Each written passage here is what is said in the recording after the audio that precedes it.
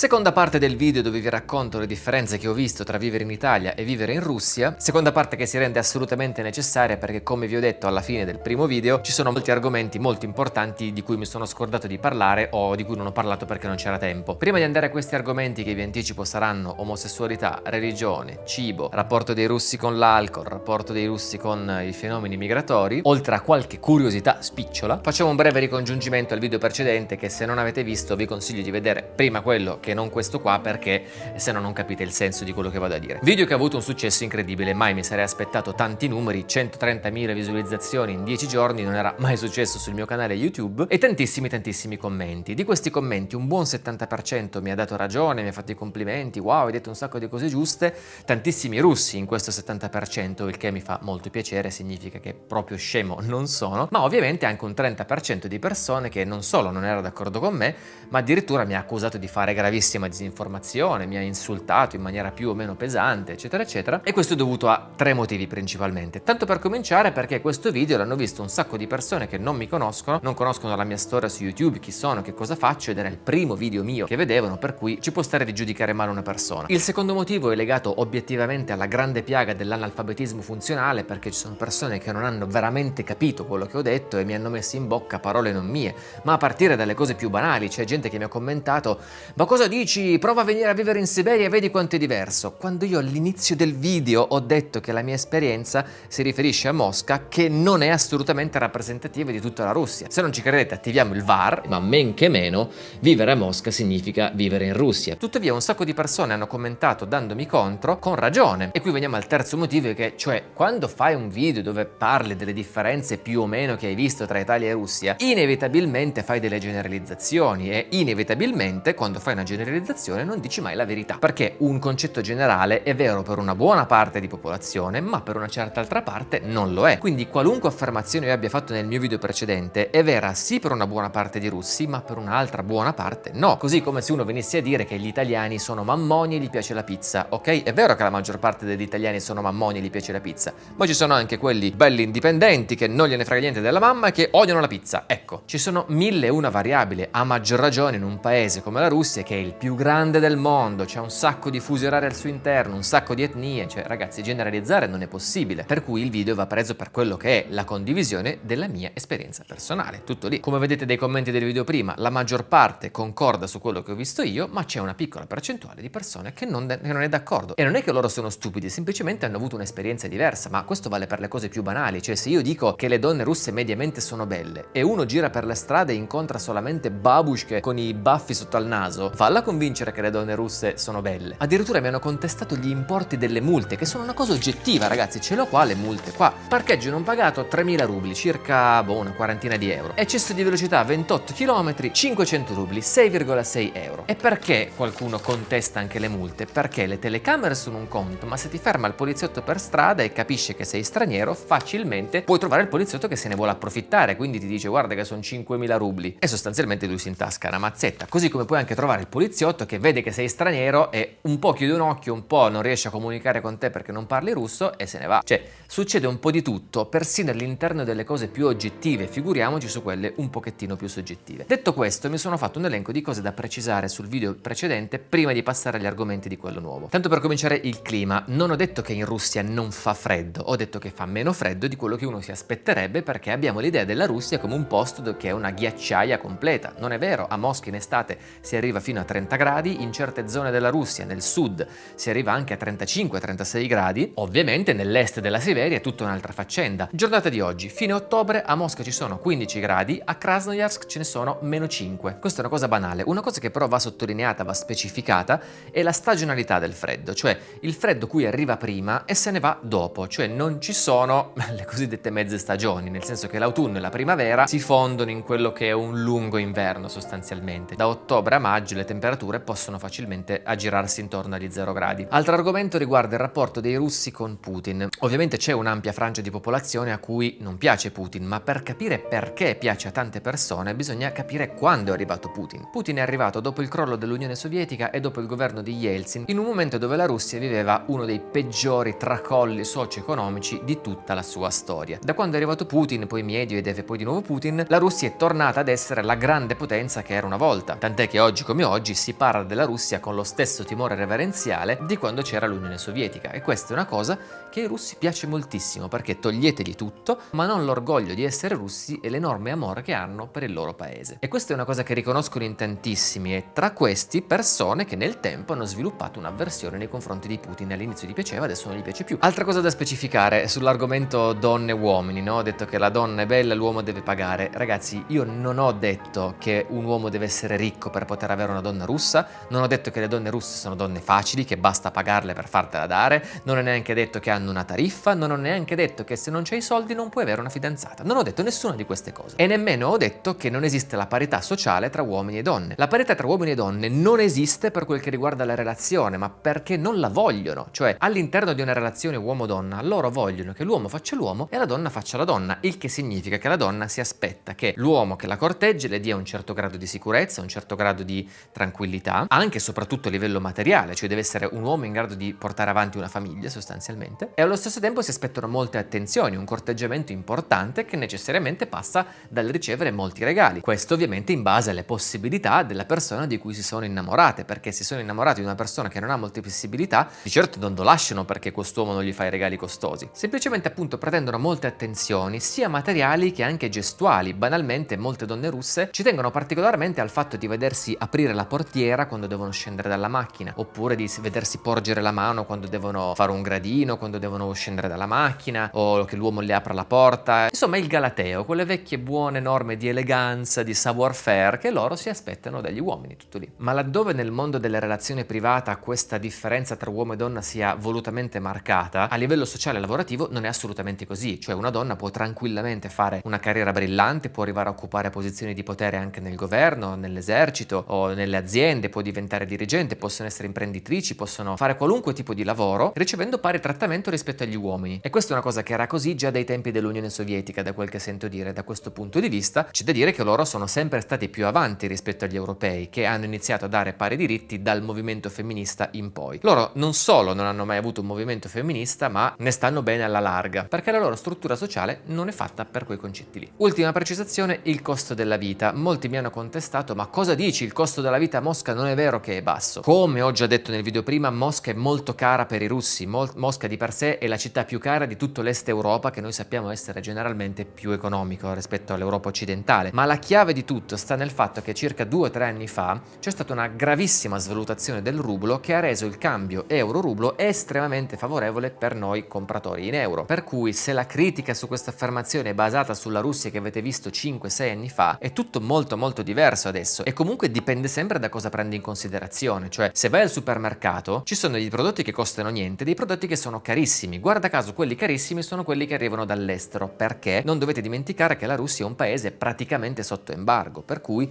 ci sono un sacco di dazi doganali molto alti sulle merci che arrivano da fuori, che inevitabilmente fanno lievitare il costo della vita per quelle cose là. Io ho visto un pacco di pasta integrale l'altro giorno a 5 euro. Ok? Sono un pacco di soldi, ma ci sono anche i pacchi di pasta a 80 centesimi. Anche i ristoranti. Ieri sera sono andato a cena in una bellissima pizzeria del centro di fronte alla cattedrale di Cristo Salvatore. In due pizze, un antipasto, una zuppa e l'acqua a 25 euro, cioè normalissimo. Se poi vai nel ristorante sciccoso, allora sì, chiaro che ti pelano. Sempre nello stesso pomeriggio sono finito in un bar dove ho pagato un cappuccino 7 euro. Mosca è una grandissima metropoli, c'è di tutto, ma se volete la vita può costare poco se avete uno stipendio in euro. Il problema è che i russi hanno uno stipendio molto molto molto basso e quindi di riflesso Mosca è una città carissima per loro. Fatte queste precisazioni andiamo avanti con i nuovi argomenti. L'omosessualità. C'è poco da girarci intorno, la Russia non è un paese per omosessuali. La vita di un gay in Russia è particolarmente complicata, ma allo stesso tempo meno peggio di quello che viene presentato dalle notizie che arrivano in Europa. Mi spiego meglio, non è che il governo ce l'ha con gli omosessuali, non è che la polizia, se vede uno che si comporta in maniera effeminata, lo picchia, lo arresta, lo porta in Siberia. A Mosca esistono un sacco di gay bar, tra le mie amicizie ci sono un sacco di gay, capite bene, mia moglie è una cantante, in quel settore lì quanti omosessuali ci sono lo sa solo il cielo, e nessuno di loro ha mai avuto grandissimi problemi, ok? Il problema viene fuori nel momento in cui tu vuoi fare pubblica manifestazione della tua sessualità e vuoi in qualche modo farne propaganda. Questa è una cosa che i russi non accettano, perché sono una società molto tradizionalista, molto all'antica, che vede di malissimo occhio occhio tutte le deviazioni dalla sessualità standard. Questa cosa è ancora più vera al di fuori delle grandi città, cioè nelle campagne un omosessuale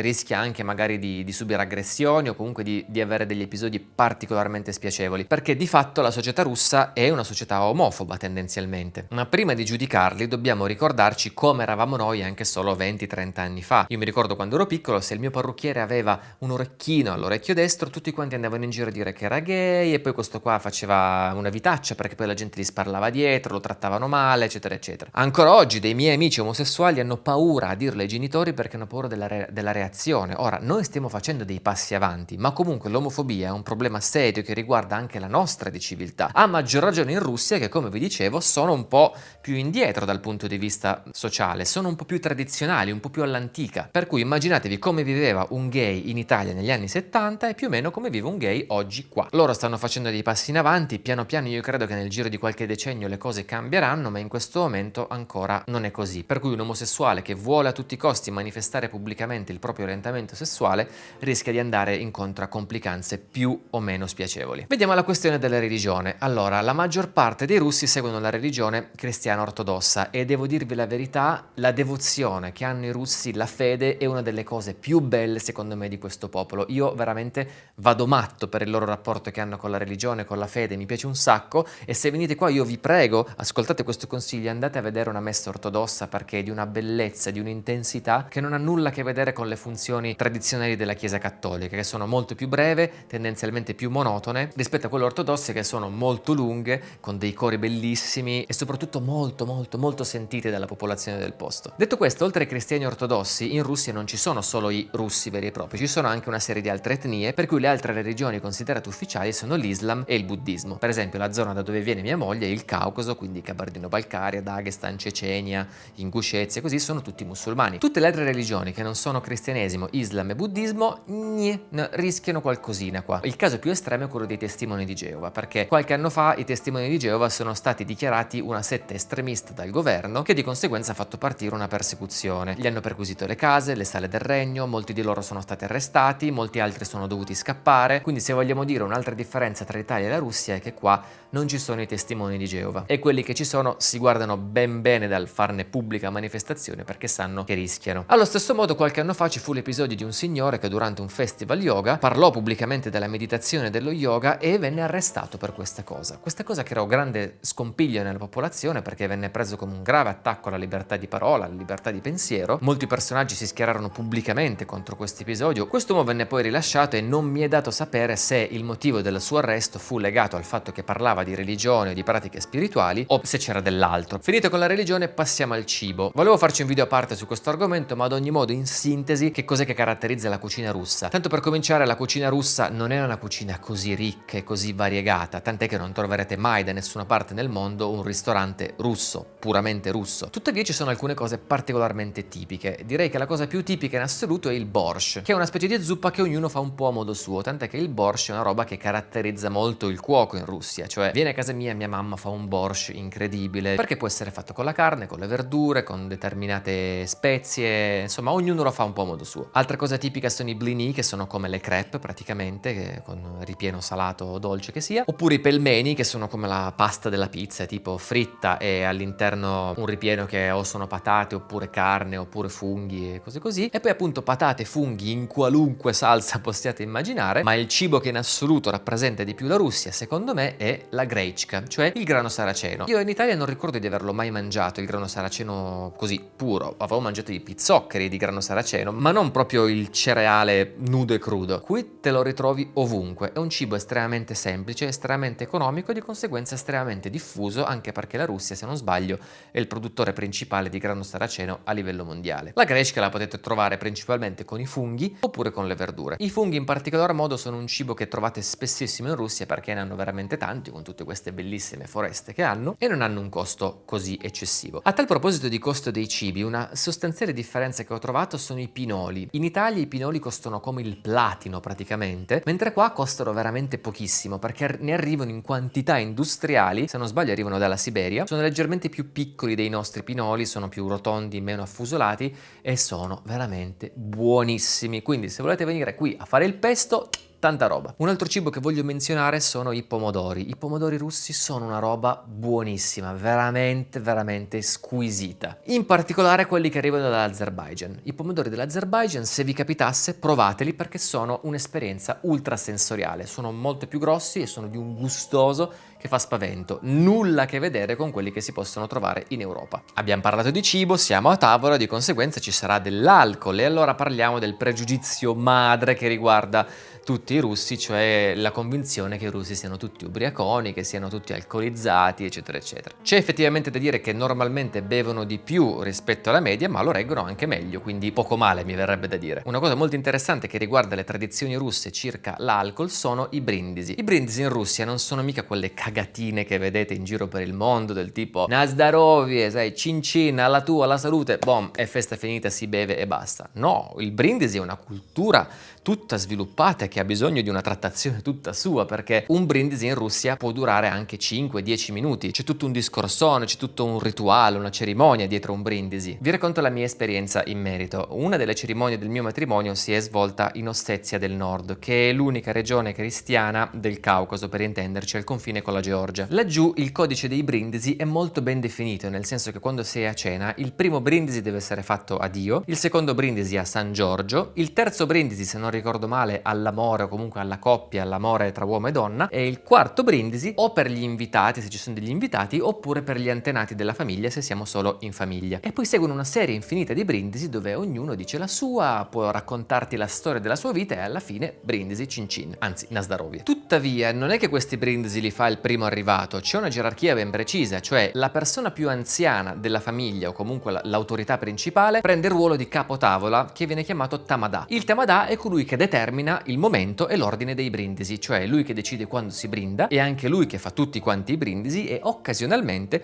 decide di concedere il diritto di fare un brindisi a qualche membro della tavolata particolarmente meritevole che a questo punto si alza, fa il suo lungo discorso e poi si beve. Un'altra tradizione di quelle zone lì è che se starnutisci a tavola per punizione devi bere. Quando dico devi bere, la tradizione vuole che tu beva alla goccia tutto quello che hai nel bicchiere, non un sorsino, quindi non si scherza mica. Anche se per esempio tu decidi di andare in bagno senza chiedere prima il permesso al tamadà, per punizione devi bere quello che hai nel bicchiere. Questo, ripeto, sono le tradizioni dell'Ossetia del Nord, non so se valgono anche per il resto della Russia, ma credo che la faccenda del tamadà sia abbastanza diffusa perché l'ho vista nel libro dove studiavo russo, quindi suppongo che sia una questione abbastanza comune. Ma a tal proposito, se avete delle esperienze diverse o delle cose da raccontare su questo argomento, scrivetecelo nei commenti che sono io il primo a essere interessato a scoprire qualcosa di nuovo. Tra l'altro, una curiosità riguarda gli ubriachi. Noi in Italia, per dire che uno è ubriaco, tendenzialmente facciamo questo gesto qua, no? Ma questo gesto qua in Russia non significa bere, significa farsi una canna. Ovviamente questa cosa l'ho scoperta facendomi una figura di merda che non ve la potete neanche immaginare. Il gesto con cui loro indicano una persona completamente ubriaca è un colpetto sul collo, si danno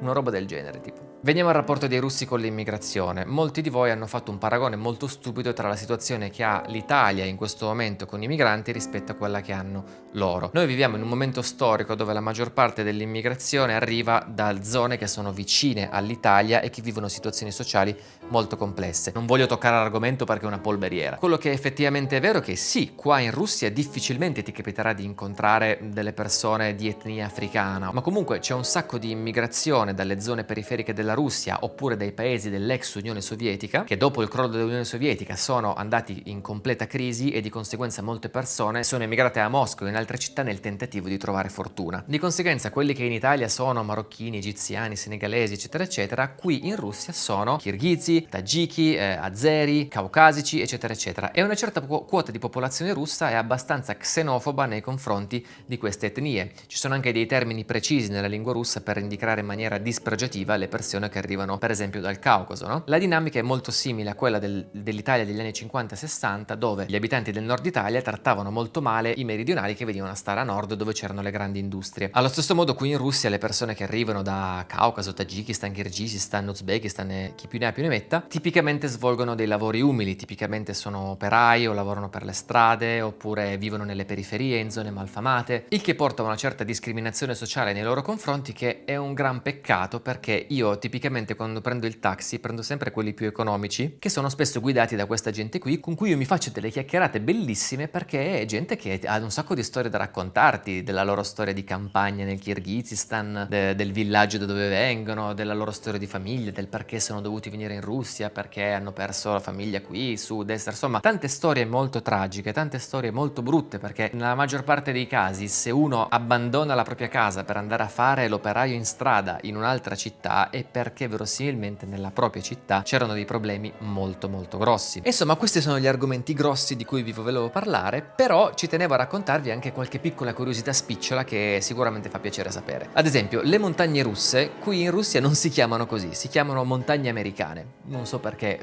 i due nomi siano nati, comunque le chiamano montagne americane. Anche l'insalata russa non si chiama insalata russa, si chiama insalata Olivier. E anche la roulette russa, no, la roulette russa si chiama roulette russa, è l'unica cosa, perché è stata presa da un film, se no, o da un libro, non ricordo, comunque sia. Altra curiosità, quando chiedi a un russo come stai, difficilmente lui ti risponderà benissimo, tutto molto bene, perché mentre un italiano ti risponderà sempre che va tutto molto bene, raramente ti dice ma insomma così così. No, un russo normalmente ti risponde normalno. No, tutto normale, senza infamia, senza lode. E questo, mi hanno raccontato, deriva dai tempi dell'Unione Sovietica, dove era considerata maleducazione rispondere di stare bene, perché rischiavi di offendere una persona che magari non stava per niente bene, e quindi ostentare il tuo essere contento, essere felice era una cosa vista male. Questo è quello che mi ha raccontato, non so quanto sia vero, quindi prendete con le pinze questa informazione. Quel che è certo è che se chiedete a un russo "Как дела?", lui ti risponderà "Normalna, normalna". Altra curiosità, gli applausi all'atterraggio dell'aereo. Quanti di voi hanno sentito legare questo stereotipo agli italiani per tutta una vita? Ma io non ho mai sentito un italiano applaudire all'atterraggio. Sarà che ci hanno fatto una testa così che abbiamo la fobia, no? Eppure, quando sono venuto in Russia per la prima volta, mi sono accorto che questo fenomeno dell'applauso all'atterraggio esiste, e lo fanno soprattutto i russi. Ovviamente questa cosa dipende da dove arriva l'aereo e qual è la sua composizione, no? Io mi sono accorto che più o meno il 30-40% dei voli che prendo dall'Europa alla Russia hanno il fenomeno dell'applauso all'atterraggio, mentre all'interno della Russia quasi il 70-80%, una cosa molto molto diffusa, che vedete uno associerebbe normalmente a un italiano, e invece no, sono i russi che applaudono all'atterraggio, non siamo noi, sono gli altri, ci avete sempre confuso, non eravamo noi, erano i russi. Pensate di nuovo a quello che vi ho detto, che la società russa ricorda quella italiana di tanti anni fa. Si vede anche da questi dettagli, anche dall'applauso all'atterraggio. Ah, una cosa estremamente importante di cui vi devo parlare e che lascio al fondo del video come premio per chi ha resistito fino a questo punto, è il rapporto dei russi con i soldi. Molto spesso noi abbiamo un preconcetto sui russi, che siano tutti estremamente ricchi, estremamente cafoni ed estremamente materialisti. Questa cosa è vera solo per una piccola parte di popolazione, cioè quella parte di popolazione che si è incredibilmente arricchita dalla fine dell'Unione Sovietica in poi, in particolare nei primi anni 90, quando c'era il momento delle privatizzazioni, il momento del caos normativo più assoluto, dove in quel caos un sacco di persone ne hanno approfittato e hanno fatto i soldi grossi, cioè quelli proprio grossi, con il risultato che ci sono molte persone che una volta erano dei contadinotti praticamente, che sono diventati dei miliardari. Ma questo non vuol dire che i russi siano tutti quanti ricchi, anzi, la Russia è un paese prevalentemente molto molto povero, che però ha una buona quota di ricchissimi. Diciamo che la classe media è molto poco rappresentata, e in generale i russi che vedete al di fuori della Russia, anche per quel discorso del cambio rublo-euro che vi dicevo, fanno parte di quella elite di russi che hanno un sacco di soldi, che possono viaggiare e che facilmente hanno un atteggiamento molto molto molto materialista, cioè valutano il valore delle cose sulla base del loro prezzo. Per esempio, ho avuto a che fare con uno di questi personaggi, gli parlavo dei miei viaggi in Islanda e lui mi diceva "Ah dai, voglio venire anche io in questo viaggio, che bello, quanto costa?". Gli ho detto il prezzo del mio viaggio e lui mi ha risposto "Ma così poco costa?". E in quel così poco non c'era la sfumatura di uno che dice "Wow, è estremamente conveniente, devo assolutamente venire", ma c'era la sfumatura di uno che dice "Accidenti, se costa così poco di sicuro deve essere una schifezza, deve essere una roba che non vale niente". Ho un amico che ha un ristorante in Toscana, una volta gli è arrivato un russo a cena e alla fine gli fa "Senta, vorrei regalare delle bottiglie di vino a un mio amico, mi sa dare un consiglio?". Lui gli porta la carta dei vini e questo qua, senza ascoltare i consigli, sceglie semplicemente le bottiglie di vino che costavano di più, senza sapere niente di quello che stava comprando, senza sapere niente di vino e niente. Ma loro, i ricchi russi, associano una cosa che costa tanto a una cosa bella, tant'è che molti ristoratori italiani furbi hanno capito questa cosa e hanno creato due menù diversi. Se guardate, ci sono alcuni ristoranti che hanno il menù per gli italiani e il menù per i russi, con prezzi clamorosamente rialzati. E questa quota di russi nababbi sta principalmente a Mosca, che infatti è nota per essere la città col più alto numero di miliardari al mondo, il che è un paradosso se considerate che è la capitale di un paese, ripeto, dove la gente in media è molto molto povera. nelle campagne in Russia c'è gente che vive di sussistenza, cioè che si coltiva le cose che mangia perché non ha i soldi per fare la spesa. Un po' come le campagne italiane del secondo dopoguerra. Quindi se per caso in giro per l'Italia, in giro per i vostri viaggi, incontrate dei russi che hanno un atteggiamento piuttosto cafone, piuttosto arrogante, sappiate che non è assolutamente la realtà di questo paese, ma è una caratteristica di una certa quota di popolazione piuttosto snob che non è assolutamente rappresentativa degli enormi valori umani del popolo russo e che vi ho descritto in parte nel precedente video. E a proposito di russi che viaggiano, le mete di vacanza preferite dei russi, quelle che sono proprio nei loro sogni erotici principali, sono in primis l'Italia, perché loro ci amano alla follia. Non avete idea, quando dico che sono italiani in giro il problema è che per loro l'Italia è Albano, Celentano, Ornella Muti, ricchi e poveri e soprattutto il master assoluto che è Toto Cutugno. Ragazzi, qua Toto Cutugno è un dio in terra, credetemi. Oltre all'Italia, i paesi che vanno di brutto per la maggiore sono la Turchia, le Maldive e in misura minore le repubbliche baltiche. Perché? Perché sono vicine, economiche e soprattutto là la gente parla russo. Diciamo che in generale sono i posti di mare, i posti caldi da attirare i russi, come è normale che sia, e per capire questo basta che andate all'aeroporto di Sheremetyevo o Domodiedovo e guardate il tabellone delle partenze e vi renderete conto di quanti voli ci sono per Antalya, Istanbul, Roma, Milano e anche per tutte le piccole città italiane, perché ci sono voli diretti per Verona, Napoli, Bari, Pisa, anche per Rimini, c'è un diretto Mosca-Rimini. Insomma, questo è quanto. Anche questo video sarà venuto lunghissimo, anche in questo video mi sarò dimenticato delle cose fondamentali, ma scrivetemele nei commenti che chissà che non ci scappi un terzo episodio, visto che questo argomento vi interessa così tanto, perché, ripeto, il video precedente ha fatto talmente tante visualizzazioni che è evidente che ci sia una grandissima fame di informazioni su questo paese. Vi suggerisco naturalmente di guardare altri video oltre al mio per capire anche dei punti di vista diversi in città diverse, perché ripeto, quello che vedo io non necessariamente deve corrispondere a quello che vedono altre persone. Dopotutto il mondo è bello perché è vario e la Russia, credetemi, non fa assolutamente distinzione, anzi, a maggior ragione, essendo il paese più grande del mondo. Da svidania, da Dorogie Druzia, ci vediamo alla prossima.